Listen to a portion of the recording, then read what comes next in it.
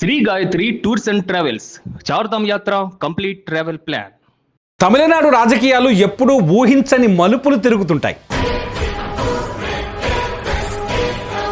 ఈ 2026 అసెంబ్లీ ఎన్నికల్లో ఒకవైపు దళపతి విజయ్ నేతృత్వంలోని టీవీకే సంచలన విజయం సాధించి అందరి దృష్టిని ఆకర్షించింది. కానీ ఈ ఎన్నికల్లో అందరూ ఒక ప్రధాన నాయకుడిని మిస్ అయ్యారు.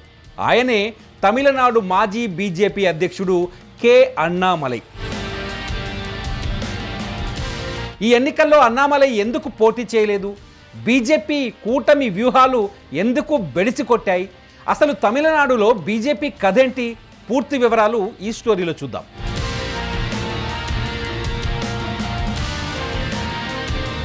రెండు 2020లో ఐపీఎస్ అధికారి పదవికి రాజీనామా చేసి బీజేపీలో చేరిన అన్నామలై తమిళనాడులో పార్టీకి ఒక కొత్త ఊపును తెచ్చారు. రాష్ట్రంలో పాతుకుపోయిన డిఎంకే, అన్నా డిఎంకే పార్టీలను సైతం తన దూకుడుతో ప్రశ్నించారు.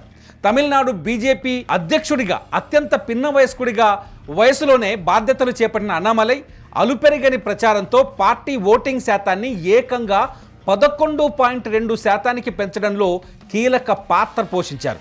అయితే అన్నామలై దూకుడు అన్నా డిఎంకేతో పొత్తుకు పెద్ద అవరోధంగా మారింది. అన్నా డిఎంకే నాయకులు అన్నామలైపై తీవ్ర విమర్శలు చేయడంతో బీజేపీ కేంద్ర నాయకత్వం 2025లో నైనార్ నాగేంద్రను అధ్యక్షుడిగా నియమించి పొత్తుల దిశగా అడుగులు వేశాయి. 2024 లోక్సభ ఎన్నికల్లో ఒంటరిగా పోటీ చేసి సత్తా చాటిన బీజేపీ 2026 అసెంబ్లీ ఎన్నికల నాటికి మాత్రం అన్నా డిఎంకేతో పొత్తు పెట్టుకుంది. ఎడప్పాడి పళనిస్వామి పెట్టిన కఠినమైన షరతుల మేరకు అన్నామలైని రాష్ట్ర అధ్యక్ష పదవి నుంచి తప్పించారనే చర్చ ఉంది.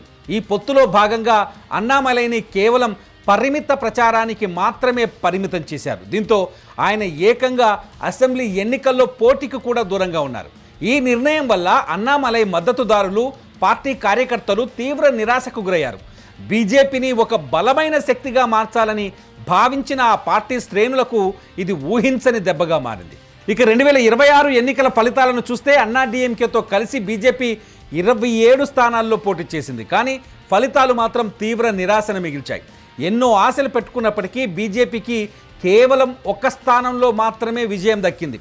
లక్షలాది మంది యువతను ఆకర్షించిన అన్నామలైని పక్కన పెట్టడం వల్ల పార్టీకి తమిళనాడులో సరైన ముఖం లేకుండా పోయిందని, దళపతి విజయ్ టీవీకే పార్టీ డిఎంకే వైపుపై ఉన్న వ్యతిరేకతను పూర్తిగా తన వైపుకు తిప్పుకోవడంలో బీజేపీ వెనకబడిపోయిందనే చర్చ జరుగుతోంది. మొత్తంగా అన్నామలై దూకుడును తగ్గించి పొత్తుల కోసం ప్రయత్నించిన బీజేపీ తమిళనాడులో తన ఉనికిని చాటుకోవడంలో మరోసారి విఫలమైందనే చెప్పాలి. అయితే అన్నామలై మాత్రం టీవీకే సాధించిన విజయాన్ని స్వాగతిస్తూ ద్రవిడ రాజకీయాలను ప్రజలు తిరస్కరించారనే అభిప్రాయాన్ని వ్యక్తం చేశారు. తమిళనాట గడ్డపై ప్రజలు ఒక్కతాటిపైకి వచ్చి ఓట్లను కొనుగోలు చేసే రాజకీయ పార్టీలను, వంశపారంపర్య రాజకీయాలను తిరస్కరించారంటూ సంతోషంగా ట్వీట్ చేయడం ఈ స్టోరీలో కోసమెరుపు. మరి మీరేమనుకుంటున్నారు? అన్నామలైని పక్కన పెట్టడం కూడా తమిళనాడులో బీజేపీ వెనకబడిపోవడానికి ఒక కారణమని ఆలోచిస్తున్నారా? లేదంటే అన్నామలై లాంటి లీడర్లు ఎంతమంది వచ్చినా తమిళనాట బీజేపీ లాంటి జాతీయ పార్టీలు నిలబడలేవనే భావనను వ్యక్తం చేస్తున్నారా? ఈ వీడియో కింద మీ అభిప్రాయాన్ని కామెంట్ చేయండి.